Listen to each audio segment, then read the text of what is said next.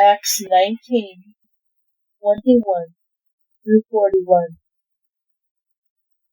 The goddess Artemis. After all this had come to a head, Paul decided it was time to move on to Macedonia and Achaia provinces, and from there to Jerusalem. Then he said, "I'm off to Rome. I've got to see Rome."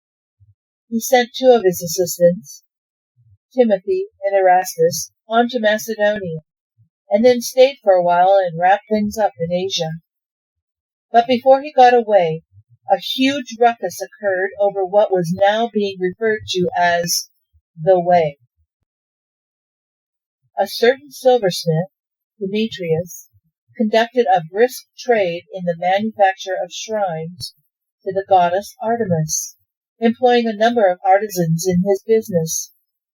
He rounded up his workers and others similarly employed, and said, "Men, you well know that we have a good thing going here, and you've seen how Paul has barged in and discredited what we're doing by telling people that there's no such thing as a God made with hands.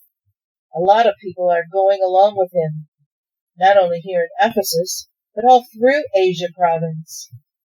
Not only is our little business in danger of falling apart, but the temple of our famous goddess Artemis will certainly end up a pile of rubble, as her glorious reputation fades to nothing.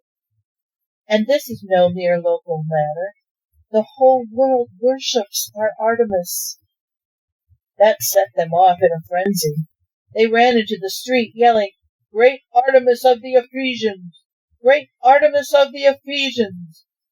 They put the whole city in an uproar, stampeding into the stadium and grabbing two of Paul's associates on the way, the Macedonians Gaius and Aristarchus. Paul wanted to go in too, but the disciples wouldn't let him.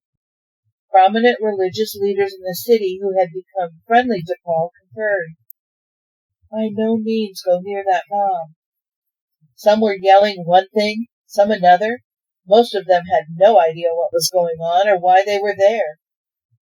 As the Jews pushed Alexander to the front to try to gain control, different factions clamored to get him on their side.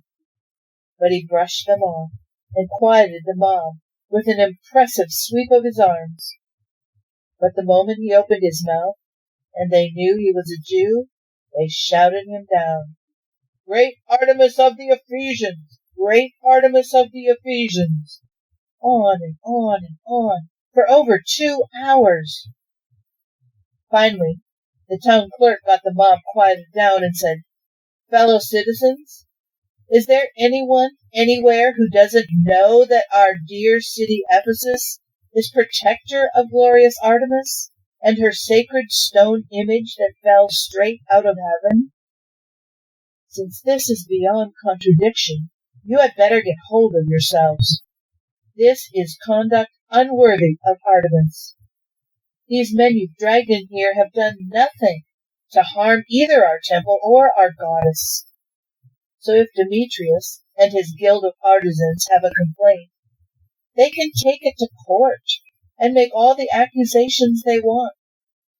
If anything else is bothering you, bring it to the regularly scheduled town meeting and let it be settled there. There is no excuse for what's happened today. We're putting our city in serious danger. Rome, remember, does not look kindly on rioters." With that, he sent them home.